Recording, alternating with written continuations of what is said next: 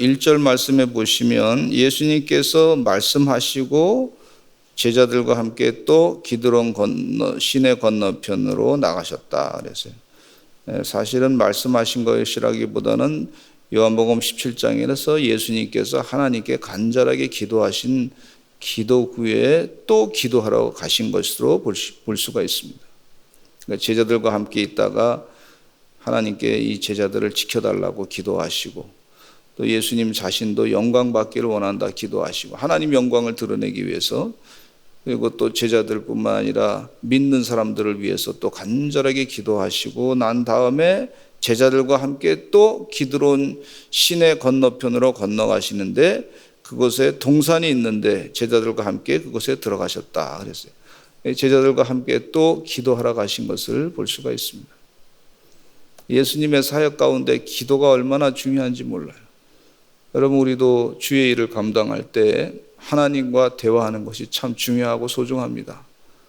대화라고 하는 것은 자기 얘기만 잔뜩 하는 것이 아니고 이 대화 상대자의 얘기를 집중해서 듣는 것이라고 볼 수가 있는데, 예수님께서는 하나님의 음성을 하나님과 대화하면서 하나님과 같은 마음을 가지고 일하셨던 것을 볼 수가 있어요. 어떻게든지 하나님 말씀을 내가 들어야 되겠다, 주의 음성을 들어야 되겠다, 그렇게 기도하신 예수님의 그 사역을 잊지 마시고 그리스도의 제자로서 주의 일을 감당해 나가실 때 기도 많이 하시는 주의 종들 되시기를 간절히 축원합니다. 하나님의 거룩한 뜻이 무엇인가, 하나님 말씀을 자꾸 읽으시면서 이 기도하면서 말씀을 가지고 기도를 또 점검하시고, 이게 정말 하나님의 음성인가, 하나님의 진정한 뜻인가, 그렇게 하시고 신앙생활을 잘 감당하시다 보면 우리 주님이 말이죠, 우리가 생각한 것보다 엄청난 일을 감당하고 계시는 걸 볼 수가 있어요. 하나님은 우리의 생각을 넘어서 하나님의 뜻을 이루시는 역사가 있단 말이죠. 우리 교회 성도님 가운데 가게에서 열심히 일했는데 가게가 불나버렸어. 너무 걱정이 돼가지고 속상해서, 아니 교회 잘 다니는데 불이 나버리냐 말이에요. 근데 그 가게가 좀 건물이 조금 좀 부실하고 무허가 약간 좀 그런 무허가 건물이 있었고, 그래도 가게가 좀 잘 됐었는데 갑자기 불 나가지고 많이 속상해하고 보상도 제대로 못 받고 그랬는데, 기도하다가 하나님께서 여기 좋은 데 또 하나 있나 보다 하고 찾아보니까 또 거기 괜찮은 데가 생겼어요. 근데 그 가게를 오히려 더 열어가지고 열심히 하다 보니까 이전보다 몇 배가 더 잘 됐어. 이전에 어려웠던 속상했던 마음 싹 사라지고 하나님이 다 해결해 주셨구나 하는 것을 깨닫고 감사하셨어요. 간증하기를 하나님이 하셨습니다, 그렇게 얘기하시더라고요. 아마 불 안 났으면은, 또 속상한 과정을 거치지 않았으면 아마 이렇게 잘 되는 그런 상황을 내가 경험하지 못했을 거라고. 하나님의 생각은 우리 생각과 달라요. 하나님의 계획은 우리 계획과 내가 원하는 목표와 틀리더라고요. 그런 경우가 참 많습니다. 같은 경우도 있겠지만은 그런 경우가 참 많이 있는 것을 우리 삶 가운데 경험하게 돼요. 나중에 지나놓고 보니까 하나님께서 하셨구나 하는 걸 더 많이 깨달을 때가 있어요. 아, 그때 하나님께서 역사하셨구나. 근데 과정 가운데는 잘 모를 때가 있어요. 그래서 이 과정 가운데 힘들 때 우리가 불평한 마음을 자꾸 내려놓고 하나님의 뜻이 이루어질 줄로 믿습니다. 그렇게 더 기도하는 하나님의 종들이 되시기를 간절히 축원합니다. 다윗이 사울왕에게 쫓길 때 얼마나 힘들었어요. 무지무지 힘들어요. 이유도 없이 사울왕이 자기를 싫어하고 미워하니까 피난민 생활을 하게 됐단 말이죠. 그러나 늘 하나님께 기도했어요. 왕이 된다고 하는 기름 부음을 사무엘로부터 받았는데 이게 왕이 언제 되는지도 모른단 말이에요. 무지무지 쫓겨다녔어요. 굴 속에서도 숨어 살고 뭐 밥도 제대로 먹을 수도 없고 그것도 자기를 쫓아온 400명의 사람들과 같이 지내는데 그 사람들이 막 속상해가지고 살았던 사람들, 이스라엘 땅에서 사울왕한테 억울함 당해가지고 속상한 사람들이 자기한테 몰린 거예요. 그러니까 그 속상한 사람들이 불평하고 원망하고 하니까 그 불평하고 원망하는 사람들의 얘기를 다 들어가면서 자기도 지금 힘든데 그 사람들은 어떻게 좀 잘 마음을 위로해주고 다독거려줘야 될 판인데 그렇지 않단 말이에요. 자기도 힘든데. 그런 상황 가운데 하나님의 뜻이 어딨나. 다윗의 기도를 보면은요, 시편에 얼마나 하나님께 토설하는 기도가 많은지, 너무너무 속상해가지고 하나님께 막 부르짖는 기도가 많은지, 너무 힘드니까 사울왕한테, 사울왕이 자기가 너무 자기의 고통을 주니까 하나님이 악한 자는 다 물리쳐 달라고 말이죠. 그렇게까지 막 그냥 아주 강하게 기도하는 그 내용까지 있단 말이죠. 한참을 지나고 난 다음에서야 하나님이 함께 하셨구나 하는 걸 깨달았어요. 여러분, 우리가 힘든 때도 더 기도하시기를 간절히 축원합니다. 예수님은 제자들과 같이 있으면서 기도하다가 또 다른 곳에 가서 또 기도했어요. 하나님과 대화하는 게 너무 중요하기 때문에 하나님과 대화를 나누고 기도하는 것이 너무 소중하기 때문에 다른 시간, 그 시간을 뺏길 수가 없기 때문에 제자들에게 기도를 또 가르쳐 주시는 것을, 기도하는 동산에 가신 것을 볼 수가 있어요. 근데 2절에 보니까 그것은 가끔 예수께서 제자들과 모이시는 곳이므로 예수를 파는 유다도 그것을 알더라 그랬어요. 예수를 파는 유다도 그것을 안다 그랬어요. 예수님이 어디 가시는지 잘 아는 거예요, 제자들이. 예수님이 가끔 그곳에 가서 기도했기 때문에 안단 말이죠. 예수님이 안 계시다. 그럼 그곳에 가면 기도하시는 예수님, 거기서 대충 만날 수 있단 말이죠. 가룟 유다도 알고 있었어요. 유다가 3절에 보니까 군대와 대제사장들과 바리새인들에게서 얻은 아랫사람들을 데리고 등과 횃불과 무기를 가지고 그리로 오는지라. 유다를 이렇게 보면 참 불쌍합니다. 예수님을 3년 동안 따라다녔던 그 신학교 중에 최고 신학교, 예수님이 직접 가르친 신학교, 그 신학교 출신이 예수님을 팔아먹는 거예요, 지금. 참 불쌍한, 그리고 그 예수님을 팔아먹으면서 예수님을 잡아 죽이려고 하는 그런 무리들과 함께 했다는 게 참 지옥 관리를 그냥 자기가 하는 것을 볼 수가 있어요. 신학교 나오고 예수님을 늘 같이 다녔고 예수님의 기적도 다 보고 예수님의 메시아이신 것을 확실하게 믿을 수 있는 기회가 너무 많았어요.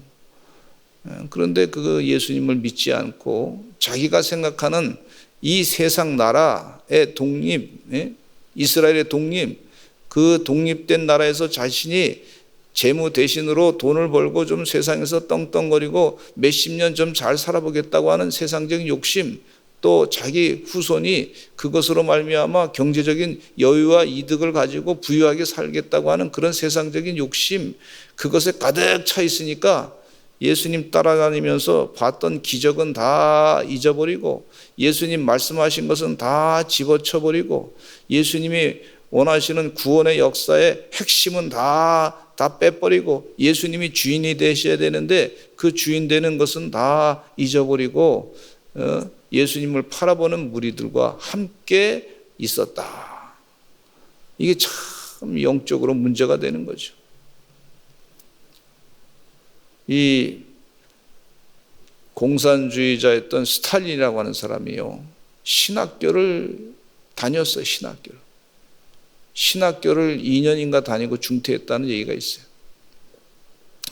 공산주의에 싹 쉬니까 말이죠. 공산주의 귀신에 싹 쉬니까 말이야. 악령에 쉬니까 뭐 정치인이 되면서 사람을 얼마나 많이 죽였는지 몰라. 공산주의 이념에 싹 빠져가지고 칼 막스 또 이 레닌의 이 공산혁명의 그 생각이 말이야. 성경 말씀을 읽고 신학교를 다니고 이 신학을 공부했는데 사람이 완전히 뒤바뀌어 가지고 예수 믿는 사람을 죽이는 그 공산주의자, 전쟁을 통해 많은 사람을 죽이는 말이죠. 5, 6천만 명을 죽이고 그런 사람으로 바뀌어진 걸 볼 수가 있어요. 마귀가 씌운 거죠, 한마디로. 북한의 김일성이도 어렸을 때 교회 다녔습니다. 그 집안이 교회 예수 믿은 집안이에요. 어렸을 때 교회 다녔어요. 나중에 그 어렸을 때 다니면서 그 중학교 3학년 때 나쁜 짓을 해가지고 감옥에 들어갔어요. 근데 그 감옥에 들어간 그 사람을 교회 목사님이 가가지고 구명운동을 해가지고 끄집어냈어요. 그렇게 사랑을 받았는데 기회가 구원받을 수 있는 기회가 많았었는데 예수님 뜻대로 살면 구원받는데 그냥 사람이 완전히 뒤바뀌어가지고 악한 일을 하는 것을 볼 수가 있어요. 우리도 가룟 유다처럼 살지 말아야 되겠다 생각합니다. 지옥에 갔죠, 지옥에. 대한민국 사람은 엄청나게 죽이고 지금까지도 나라가 분단돼 가지고 이 큰 상처를 지금까지도 우리나라가 경험하고 있지 않습니까? 주의 은혜 가운데 우리가 가룟 유다가 되지 말자. 기도해야 될 줄로 믿습니다. 한번 따라하세요. 가룟 유다가 되지 말자. 가룟 유다가 되지 말자. 지금도 신학교를 다닌다고 하면서도 딴 거를 자꾸 보는 사람이 있어요. 딴 거를 보는 사람. 제가 어느 목사님들 가운데도 보니까 뭐 잔뜩 이상한 공산혁명 책을 읽고 있더라고. 그래서 뭐 참고해서 연구하려고 알아봤더니 겉은 목사고 예수님을 믿는 사람 같은데 가만히 보니까 하는 행동이 이 공산혁명에 완전히 그 사상에 빠져가지고요. 악령에 빠져가지고 있는 사람도 있더라고. 야, 그 교회 다니는 사람들은 이게 어떻게 된가? 그 영혼이 어떻게 되는가? 잘못된 인본주의 사상과 성경을 말이죠. 신화로 알고 신화로. 성경 옛날 얘기 책이다. 옛날에 무슨 뭐 이솝 우화 같이 그런 책으로 알고 있기 때문에 예수님에 대해서 구세주시고 메시아시고 그런 거 잘 믿질 않아요. 그 딴소리만 자꾸 하는 걸 볼 수가 있어요. 그러다가 가룟 유다가 되는 것을 볼 수가 있습니다. 예수님 팔아먹는 사람들 참 많이 있어요. 저는 우리 교회 성도님들이 예수님 팔아먹지 아니하고 예수님을 나의 구세주로 모시고 예수님을 나의 주인으로 모시고 그렇게 사시는 그리스도의 참된 제자가 되시기를 간절히 축원합니다. 그렇게 안 하면 환경과 조건이 딱 주어지면요, 악한 일을 할 수 있는 환경과 조건이 주어지면 그러면 예수님을 순식간에 팔아버려요. 그렇게 될 수가 있어요. 지금부터 훈련해야 됩니다. 내가 예수님이 메시아다. 하나님 말씀이 진리의 말씀이다. 자꾸 영적으로 훈련해야 돼요. 그래서 말씀을 자꾸 또 들어야 돼요. 읽고 듣고. 그래야 마음에 말이죠. 훈련을 받아야 돼요. 믿음은 들음에서 난다 그랬는데 하나님의 바른 믿음의 말씀을 잘 들으시는 여러분 되시기를 간절히 축원합니다.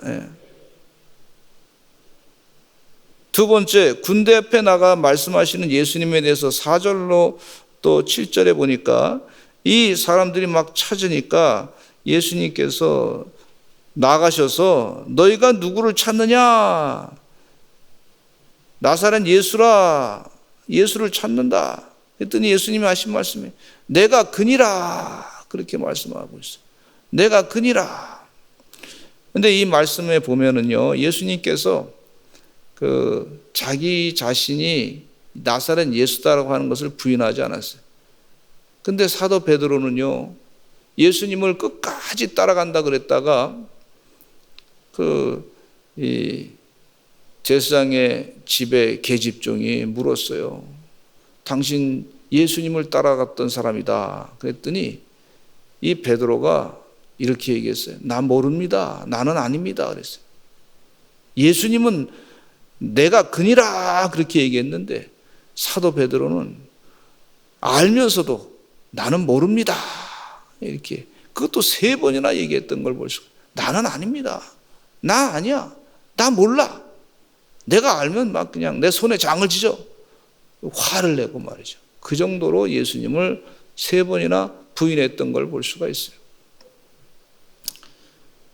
그러나 예수님께서는 당당하게 그 당할 일을 아시고 이미 다 아시고 예수님께서 내가 그니라 그렇게 말씀하신 것을 볼 수가 있어요. 그리고 잡히셨어요.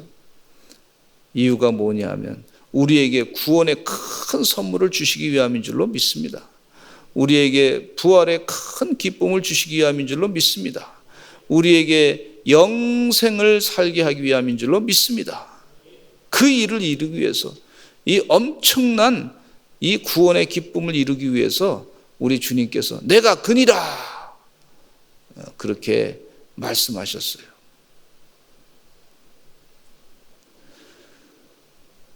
8절에 또 말씀하시기를 이렇게 말씀하고 있습니다. 예수께서 대답하시되 너에게 내가 그니라 하였으니 나를 찾거든 이 사람들이 가는 것은 용납하라. 예수님께서 제자들을 보호하셨어요. 제자들은 그냥 돌아. 내가 너희들이 찾는 사니까 내가 잡혀가면 되지 않느냐. 이렇게 예수님께서 말씀하신 것을 볼 수가 있어요. 근데 이 이유는 왜 그러냐면 9절 말씀해 보니까 이는 아버지께서 내게 주신 자 중에서 하나도 잃지 아니하였사옵나이다 하신 말씀을 응하게 하려 하심이라. 그러니까 이 말씀 가운데도 우리가 좀 깊이 깨닫는 것은 하나님 말씀은 하나도 땅에 떨어짐이 없이 그대로 응한다. 그런 은혜를 여기서 또 깨닫게 됩니다.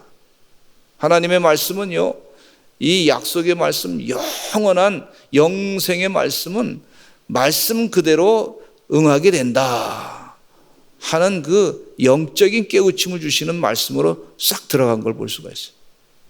하나님 말씀은 반드시 응하게 되는 줄로 믿습니다. 반드시 이루어진단 말이에요. 요한계시록의 말씀 반드시 하나님께서 계시로 말씀하신 거. 다니엘이 환상 가운데, 다니엘이 꾼 꿈 가운데 느부갓네살 왕이 꾼 꿈 가운데 그걸 다 보고서 환상을 봤단 말이에요. 그것은 뭐냐? 그것은 하나님께서 세상을 어떻게 이제 통치하시고 마지막 때에 손으로 담지 아니한 돌이 말이죠.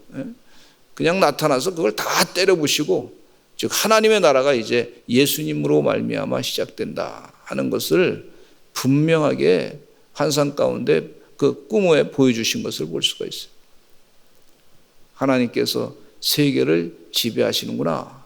그 말씀대로 하나님께서 일하실 때 이미 다 말씀하신 것을 볼 수가 있는데 그 말씀대로 이루어진다 하는 말씀을 메시지를 딱 주고 있어요. 잡혀가고 있는 그 예수님을 잡아가고 있는 사람들 중에서 이 시몬 베드로가 열심당원이었습니다. 열심당원인 시몬 베드로가 칼을 빼가지고 한번 생각해보면 아이고 베드로가 어떻게 예수님 제자인데 칼을 들고 다니나. 근데 이 베드로의 생각 가운데는 열심당원들은 말라기서부터 신약 성경까지 한 400년 기간이 공간이 있는데 그 400년 기간 동안에 어떤 일이 있었냐면 마카비라고 하는 사람이 있었는데 마카비 형제가 말이죠. 다 다른 나라를 밀어내고 한 100몇 년 동안 이제 그 왕조를 하스몬 왕조를 만들었던 때가 있어요. 이스라엘 백성이 독립해가지고 그래서 든든하게 세웠던 때가 있단 말이에요.